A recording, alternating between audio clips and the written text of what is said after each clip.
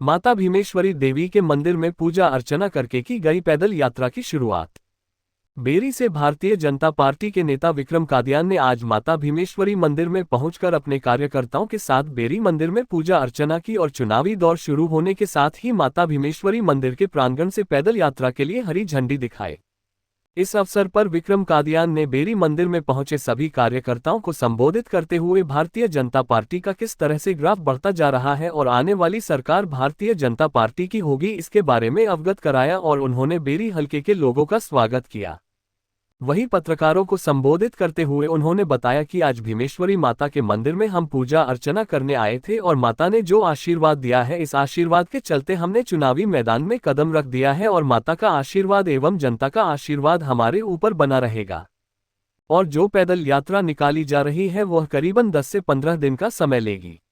इस यात्रा में लोगों को भारतीय जनता पार्टी के द्वारा किए गए विकास कार्यों के बारे में बताया जाएगा और लोगों को एक साथ जोड़ने का काम भी किया जाएगा ताकि बेरी हलके के अंदर विकास कार्य तेजी से हो सके।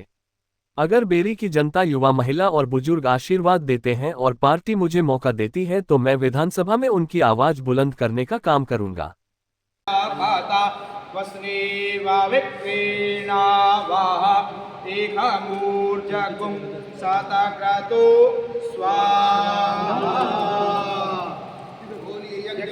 भगवान की जय हो। माता भीमेश्वरी मैया की जय हो। ओम वसुः पवित्रमसि सदधारं वसुः पवित्रमसि सहस्रधारं मा देव स्वासविता पुनातु वसुः पवित्रेण सतधारेण स्वाहा। बोले लक्ष्मी नारायण। गाड़ियां पीछे से घुमा के और पीछे मेन गली में लाए, यात्रा से आगे निकलने की देखो वो कोशिश नहीं करे, नहीं तो यात्रा का फिर वो प्रोटोकॉल भी टूटता है, वो अच्छा भी नहीं लगता। यात्रा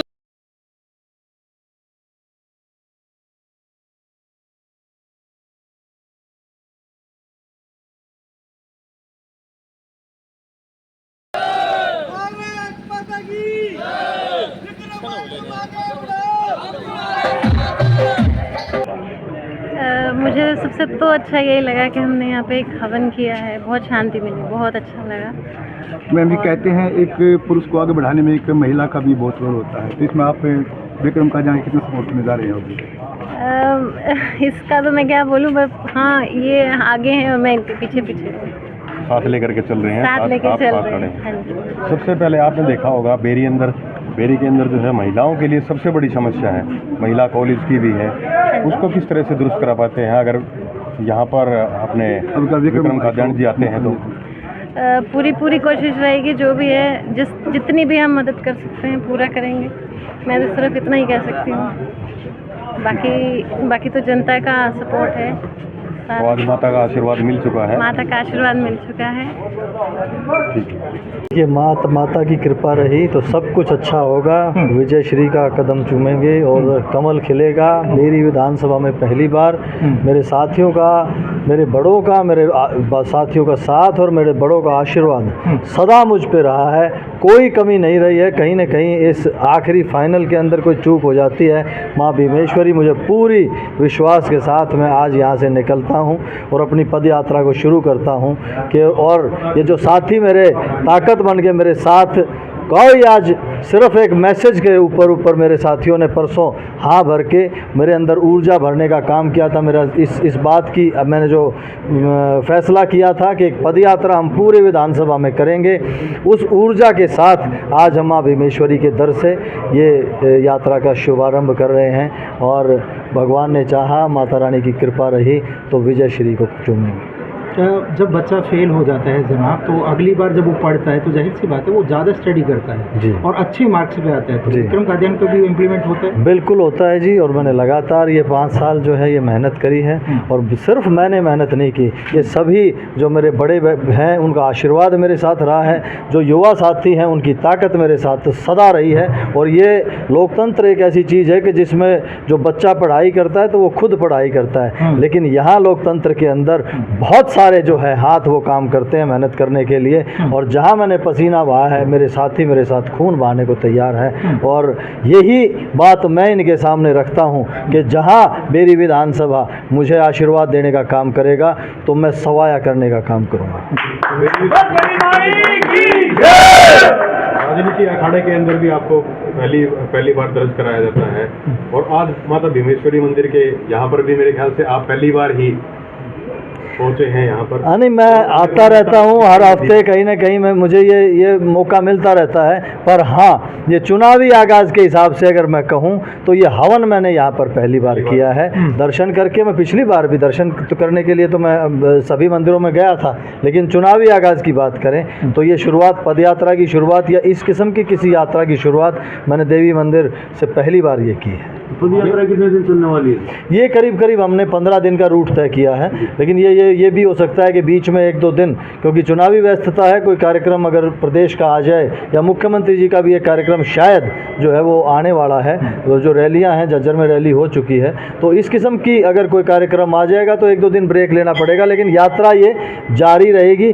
जैसे हम शाम को एक गाँव को छोड़ेंगे, उससे अगले गाँव से वो पूरी कतार में एक लाइन में यात्रा चलेगी, यात्रा टूटेगी नहीं और पूरी होगी। बेरी क्षेत्रवासियों के लिए कुछ मांगा क्या माता से? बेरी क्षेत्रवासियों के लिए अच्छा नेतृत्व मांगा है, बेरी क्षेत्रवासियों के लिए विकास मांगा है, बेरी क्षेत्रवासियों के लिए मैंने ये एक आशीर्वाद जो है, अगर वो मुझे देते हैं तो मैं उस पर खरा उतरने का, मैं आज ये मंदिर में मैं इस बात को मैं कसम खाता हूँ कि अगर मुझे आशीर्वाद बेरी क्षेत्रवासियों का मिलता है तो उस पर खरा उतरने का काम करूँगा। जैसे मेरे ताऊ जी ने, मेरे पिताजी ने क्षेत्रवासियों का जो आज उनकी ईमानदारी की पूरा इलाका जो है वो कस्में खाते हैं, उसी ईमानदारी से, उसी मेहनत से मेरी क्षेत्रवासियों की मैं सेवा करने का काम। बेरी यात्रा की बात की जाए, क्या आपने रोड जो मैप है वो तैयार कर दिया है जी, ताकि आपके जो समर्थक हैं उनको इस तरह की सूचना सिर्फ 1 दिन या 2 दिन पहले ही मिलेगी, क्योंकि बहुत व्यस्तता वाला समय है। हम पूरा मैप डाल के और फिर हम ये कहें कि ये कैंसिल हो गया, अगले दिन हम आएंगे, फिर उसमें थोड़ी सी दिक्कत होती है, असुविधा हो जाती है।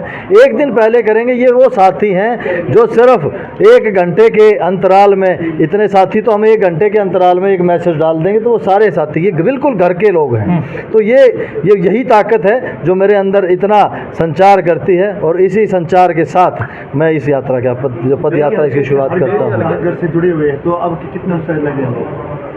देखिए, लगातार मैंने कल भी मैंने एक प्रेस कॉन्फ्रेंस की थी, मैंने बताया था कि बेरी विधानसभा का मतदाता अपने विधायक को चुन के ठगा सा महसूस करता है। विधायक का अता पता ही नहीं होता कि विधायक है भी या नहीं है, तो उसकी खोजबीन जो है वो जारी रहती है, और वो मिलते हैं अगले 5 साल से जो चुनाव होते हैं उससे 20 दिन पहले वो जो है वो एकदम से जो है आगे, और फिर लोगों के सामने कुछ बातें जो हैं वो करते हैं। मैं व्यक्तिगत चीज़ें हो जाएंगी, मैं मंदिर में ये बात बिल्कुल नहीं कहना चाहूँगा, लेकिन बेरी विधानसभा को इस बार अच्छा नेतृत्व मिलने वाला है, इस बात का मुझे पूरी आशा और उम्मीद है। बिल्कुल यही संदेश देना चाहूँगा कि चुनाव नज़दीक हैं और लोकतंत्र में जो है वो आपका वोट सबसे ज़्यादा महत्वपूर्ण होता है। तो इधर उधर की बातों में ना आके कौन सच्चा है, कौन ईमानदार है, कौन आपके लिए खड़ा रहता है, कौन आपकी हकों की आवाज़ उठा सकता है, कौन इस क्षेत्र में विकास कर सकता है, इस बात के ऊपर ध्यान देने की जरूरत है। आपके लोग जो है एकजुट होकर पंचायत भी कर चुके हैं, अपने उम्मीदवारों के लिए भी वो कर रहे हैं, तो इस मामले में आप क्या कहना चाहोगे? देखिए, मैं खाप वाली, मैंने ना राजनीति ना जात वाली करी ना खाप वाली करी, मैं सबको साथ लेके चलता हूँ। मेरे पिताजी, मैं आपको याद दे रहा हूँ कि 87 में जब चौधरी देवीलाल की लहर थी, दो दांदलान खाप है, अलावत खाप में ही है, सिर्फ 10 वोट बाहर गए थे एक तरफा। तो ना मैंने की कभी कोशिश की, और मैं उसी लेगेसी को जो मेरे पिताजी ने जो मुझे दी है, मैं उसी लेगेसी को आगे बढ़ाऊंगा। जात और पात की राजनीति देखो मैंने नहीं की, और करनी भी नहीं चाहिए, और मुझे इस चीज़ की इल्म भी नहीं है कि कौन सी पंचायत जो है वो हुई है। Thank you.